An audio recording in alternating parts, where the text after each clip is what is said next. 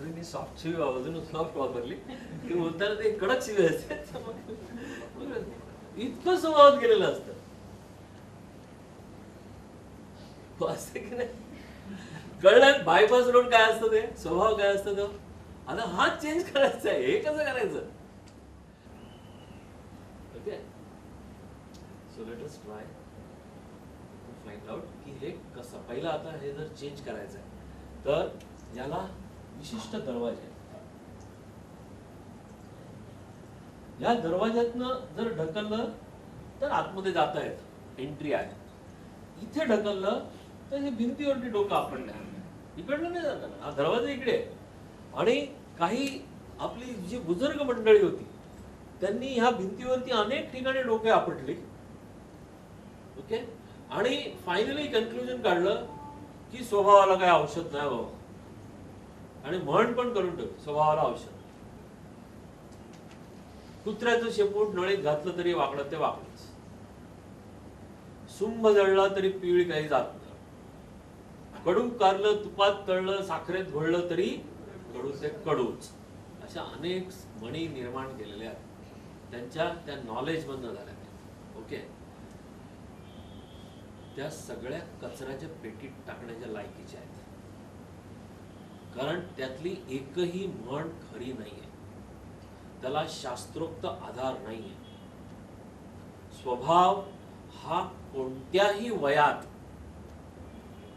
Change करता येतो त्याला शास्त्रोक्त मेथड लागते ती जर मेथड नाही वापरली याचा अर्थ आता ह्या हॉलमध्ये तो दरवाजा आहे ओके तो दरवाजाला तुम्ही ढकलला तो आतमध्ये येतो त्याच्या बाजूला जाऊन ढकला नाही येणार आतमध्ये किती जोरात आपटा डोकं आपटलं तर डोकं फुटेल पण आतमध्ये नाही एंट्री मिळेल तिथून दरवाजा तिथूनच मिळणार तर त्यामुळे हे सिंपल एक हे होता नियम होता तो त्या बुजुर्ग मंडळींना काही दिसला नाही की मी भिंतीवर डोकं आपटतो दरवाजावर डोकं नाही आपटत आणि स्वभाव हा कोणत्याही वयात मग नंतर हे झालं की नाही आता 45 वर्षाचा झालो आता 55 वर्षाचा झालो आता कसं बदलणार वगैरे असं काही नाही तर ह्या गोष्टी कोणत्याही वयात बदलता येतात आणि लोकांनी बदललेल्या आहेत प्रयत्नपूर्वक बदललेले आहेत काही लोकांवरती परिस्थिती अशी आली आणि म्हणून त्यांना बदलावंच लागलं पण त्यांनी जरी त्यावेळेस बदललं तरी त्यांना तो आनंद नाहीये कारण परिस्थितीने त्यांना कोणीतरी जेव्हा आपल्याला फोर्स करतं ना ती गोष्ट आपल्याला करायला लागल्यानंतर आपल्याला ती किती उपयोगी जरी पडली तरी शेवटी थोडीशी कटुता असते की मला जबरदस्ती केली कटुता असतेच आणि स्वभाव हा हे आपल्या ह्या सवयी कधी कधी बदलतात म्हणजे कधी कधी मला नातेवाईकात कधी फिरताना वगैरे काही गोष्टी ऐकू येतात एकदा एका फ्युनरलला गेलो होतो मी आणि आपल्याकडे माहिती आहे फ्युनरलला गेल्यानंतर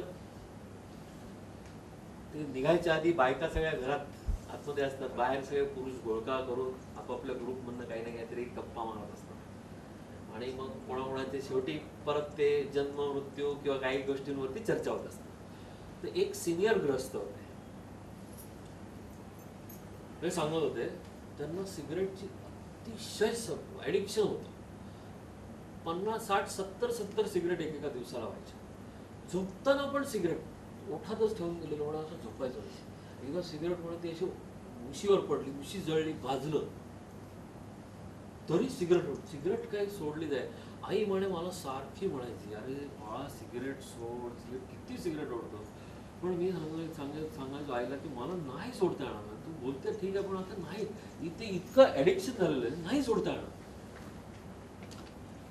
ते इतकी हॅबिटची फायनली ते स्वभावातच झालं होतं की नाही येणार ओके मग ते सांगते एक दिवस आई वारली तर आईचं म्हणून ते तेरावं वगैरे चालू होतं म्हणून मला काही त्यात इंटरेस्ट नाही कारण मी नास्तिक होतो पण बसलं होतं काय फॅमिलीतून सांगितलं आईचं काहीतरी करायचंय म्हणते तर भटजी सांगत होते काहीतरी आणि भटजीचं एक वाक्य मला अजिबात लक्ष नव्हतं आणि अचानकपणे एक भटजीचं वाक्य कानावर आलं की मृत व्यक्तीच्या आठवणीसाठी जर तुम्हाला एखादी गोष्ट तुमच्या आयुष्यातली सोडायची वगैरे असेल तर असा काही संकल्प बोला आणि एकदम तो म्हणे हे वाक्य भिडलं आणि आठवलं आई सारखी म्हणायची सिगरेट सोड सिगरेट सोड असं म्हणतच ती गेली आणि माझ्यात ना अशी रिॲक्शन झाली सिगरेट सोडली म्हणून ते शेवटचं वाक्य झालं सिगरेट सोडलं. मग मी त्यांना विचारलं मग आता कसं वाटतं तुम्हाला सिगरेट सोडले म्हणून. सिगरेट सोडले म्हणून माझी तब्येत थोडंसं चांगलं वगैरे डाएट चांगलं झालं वगैरे ते सगळं चांगलं झालं ते चांगलं वाटतंय. तरी कटुता आहे तर काय आईने पाहिलंच नाही. सिगरेट सोडण्यासाठी एखादी गोष्ट बदलण्यासाठी कोणीतरी घरातलं मरायला हवं का. त्या माणसाला तसं झालं मरायला लागलं कोणतरी आई. तर आपल्या स्वभावातली एखादी गोष्ट आपल्याच फायद्यासाठी चेंज करायला घरातल्या कोणतरी आजारी पडायला हवं का, कोणी ऍक्सिडेंट व्हायला हवं का, बिझनेसमध्ये लॉस व्हायला हवं का, नोकरी जायला हवी की त्याच्यानंतर आपण करणार का, हा प्रश्न विचारायला.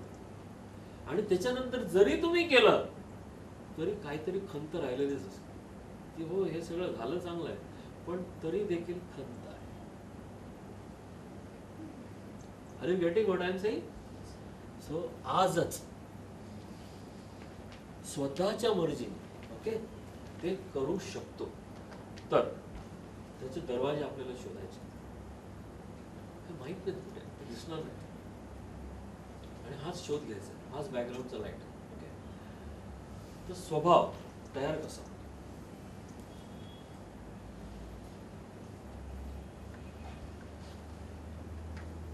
तो चेंज करण्याकरता आपण जरा शोध घेऊया तुमचा जो स्वभाव आहे कसा तयार झाला आहे.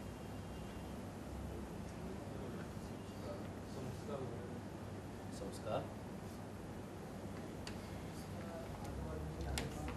आजूबाजूची ना परिस्थिती ओके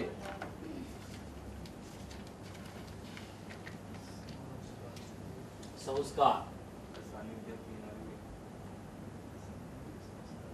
परिस्थिती आजूबाजूची परिस्थिती आपल्याला आलेले अनुभव विचार नाही आपण स्वभावाविषयी होतो या बायपास आले विचार नाही येते. आता ह्यातल्या गोष्टीवरती विचार काही नाही आहे बायपास रोड येतो. अनुभव आणि व्यक्तींचे मित्र मैत्रिणी मैत्री संगत चला करेक्ट. हा कसं रिॲक्ट करतो एखादी परिस्थिती आली तर आपण कसं रिॲक्ट करतो त्यावरती पण आपला स्वभाव पडतो. कसं रिॲक्ट करतो म्हणजे प्रत्येक माणसाची रिॲक्शन वेगळी असते. करेक्ट कशी असते म्हणजे कोण एक परिस्थिती असली तर कोण भडकते कोण त्याच्याविषयी कळवळाने. मग हा जो स्वभाव त्याचा तयार होतो तो कशामुळे तयार होतो कसा काय तयार होतो.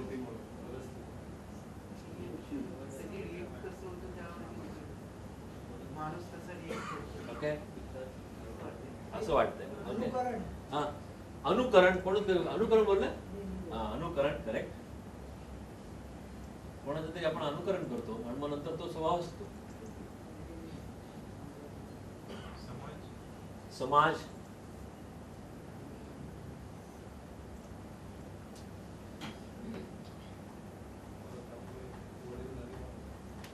बुजुर्ग मंडळी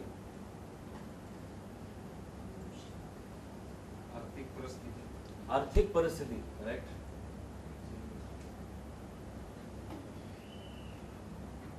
आपल्या जीवनाचे रोल मॉडेल. ओके कोणी रोल मॉडेल असेल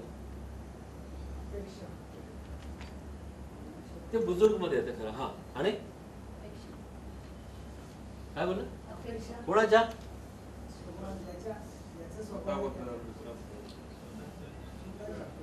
स्वतःच्या बद्दलच्या अपेक्षा चला लिहून घेतलं.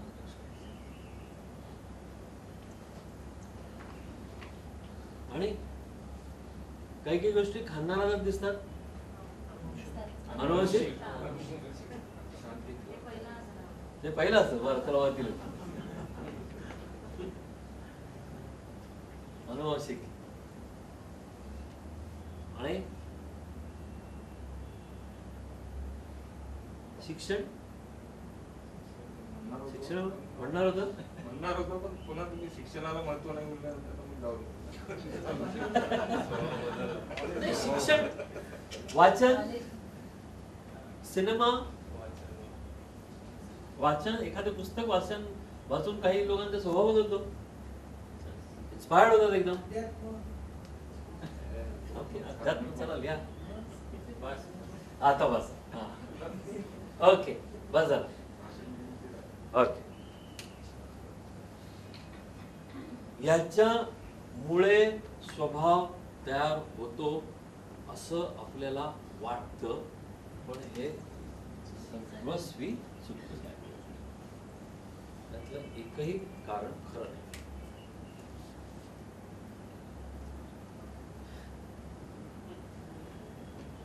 पण या सगळ्या गोष्टी आपला जेव्हा स्वभाव घडत असतो तेव्हा हजर होत्या, पण यांनी काही नाही केलंय. ह्या डिटरमाइनिंग नव्हत्या, या निर्णायक नव्हत्या, यांनी काही सांगितलेलं नाही, यांनी ठरवलेलं नाही. जेव्हा याच्यामुळे स्वभाव झाला असं जेव्हा म्हणतो तेव्हा समजा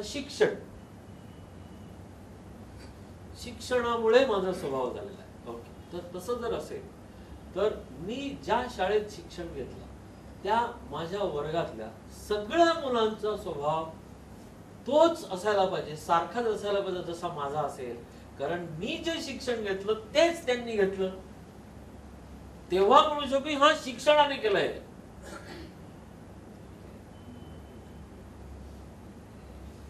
मग म्हणता येईल शिक्षणामुळे झालंय.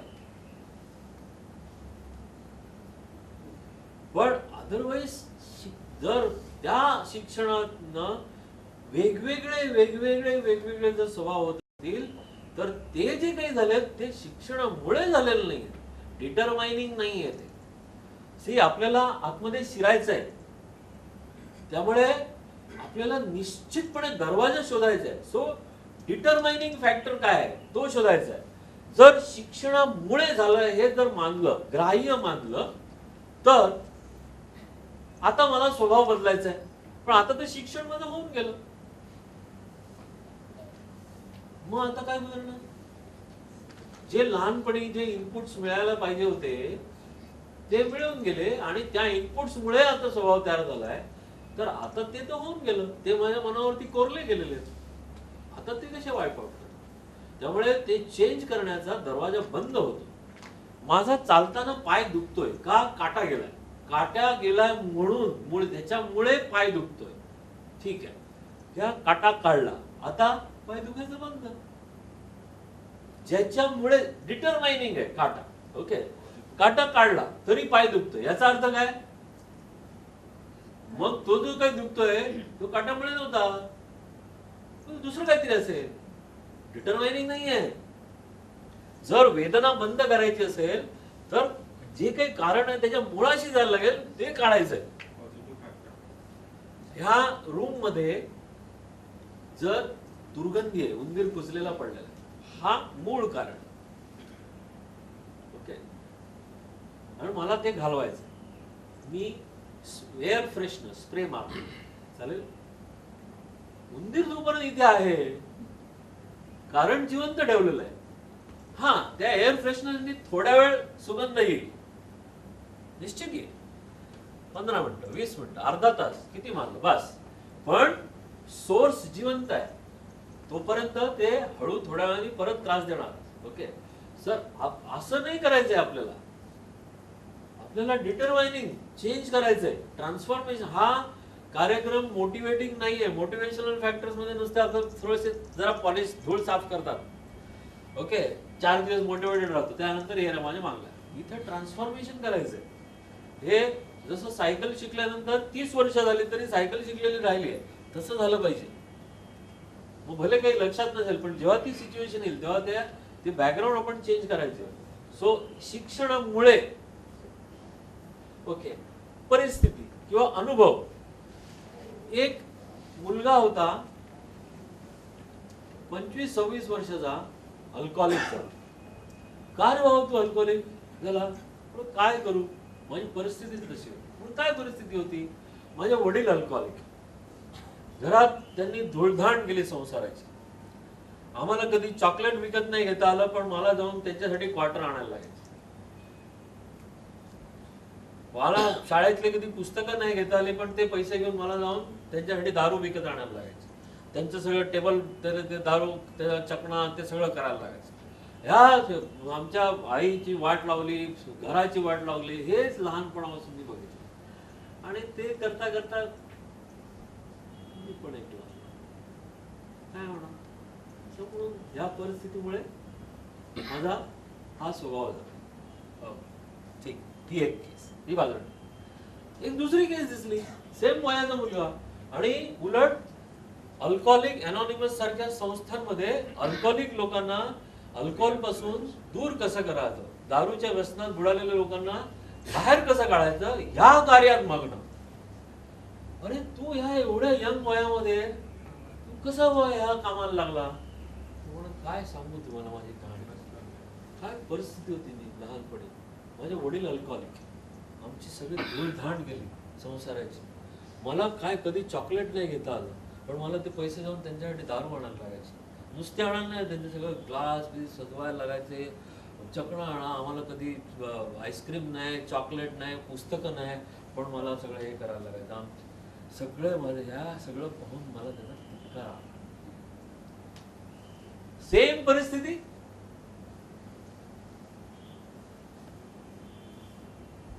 मग डिटरमाइनिंग काय परिस्थिती नाही. एक तर हे टोक किंवा ते टोक, ह्या टोकामध्ये हे जर स्केल घेतलं तर ह्याच्यामध्ये कोणताही स्वभाव हे सगळं आहेच, पण ते काही सांगत ते ठरवत नाहीये.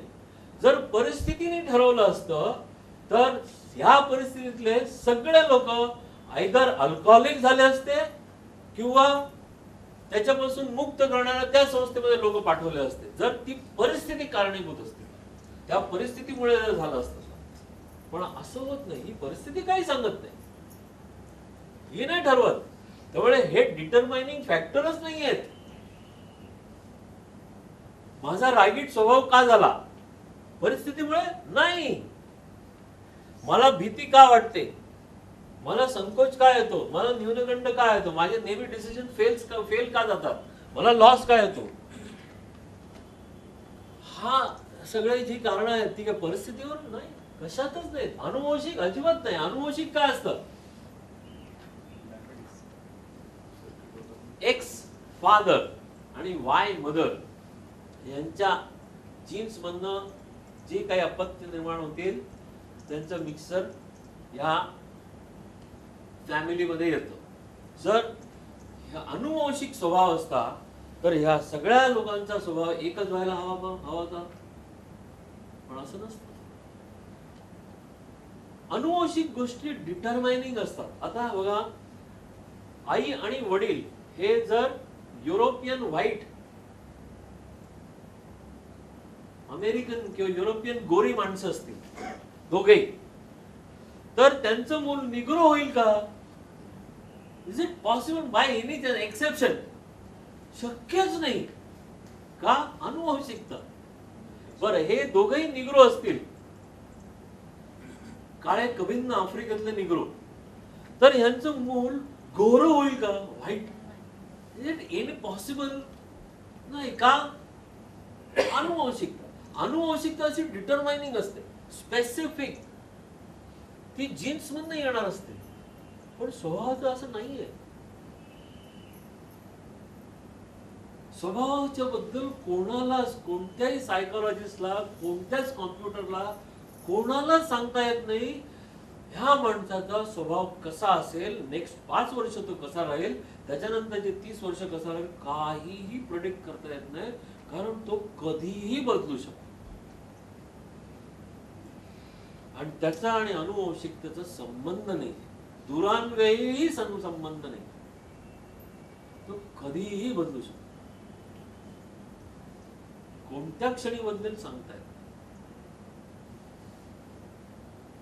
पण ते होताना हे सगळे फॅक्टर उपस्थित असतात, पण हे काही करत काही नाही. तर ह्याच्यामुळे काही झालेलं नाही.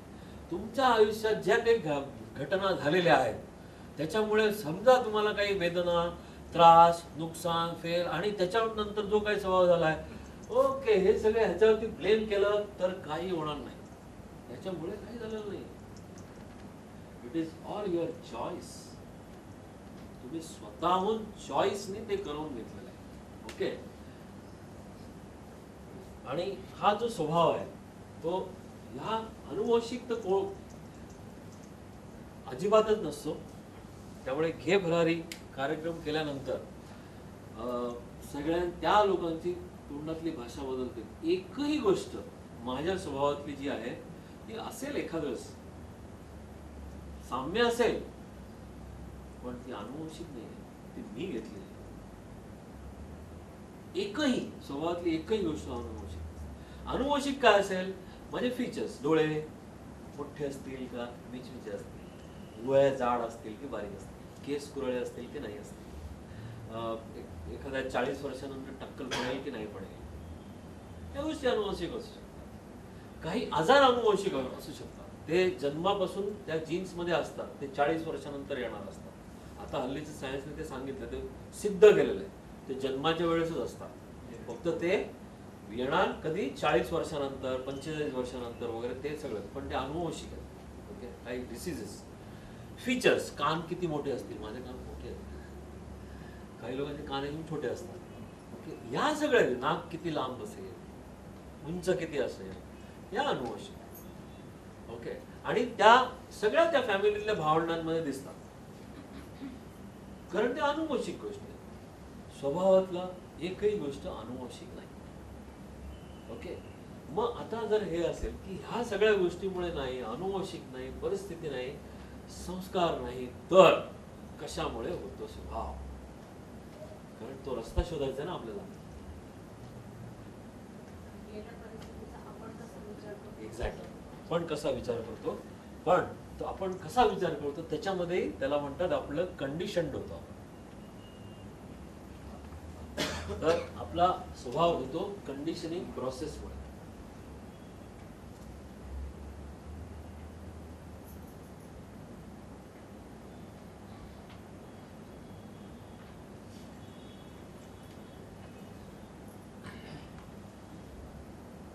जर आपण झू मध्ये जाऊया, हत्ती, एक हत्ती असतो. सर्कस मधला हत्ती बघितलाय? सर्कस मधले हत्ती, सर्कस मध्ये अनेक प्रकारची प्राणी असतात. प्रत्येक प्राण्याला पिंजरा असतो. वाघ, सिंह, झेब्रा वगैरे, माकड, पक्षी असतात, त्यांना पिंजरे असतात. हत्तीला एक पिंजरा नसतो. हत्ती तिथे जेव्हा सर्कसचा तंबू ठोकला जातो तेव्हा तिथे आतमध्ये एक मोकळी जागा असते. त्या मोकळी जागेत मातीत एक लाकडी खांब, खुंट हत्तीच्याच समोर ठोकतात, नुसतं जमिनीत. ओके. तो लूज असतो. तो हत्तीने असा पाय जरी मारला तरी तो पळून जाणार असतो, पण त्याच्याच समोर ठोकतात. ओके. आणि त्याच्या पायाला एक दोरखंड बांधतात आणि तो दुसरा दोरखंड गोल फक्त त्या खुंटीला असं गुंडाळलं, बांधत पण नाहीत. एवढं सायलेंट वगैरे नाही केले.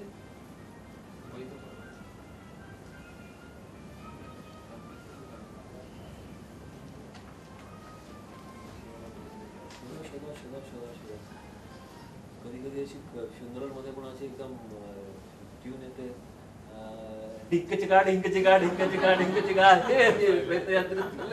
सगळे ढिंकचिका ढिंकचिका ढिंकचिका, आणि शोधा शोधा त्याने गेला कुठे बघितलं, तारा पण उडते नंतर लोकांची. सगळे लोक बघायला लागतात सिरियसली.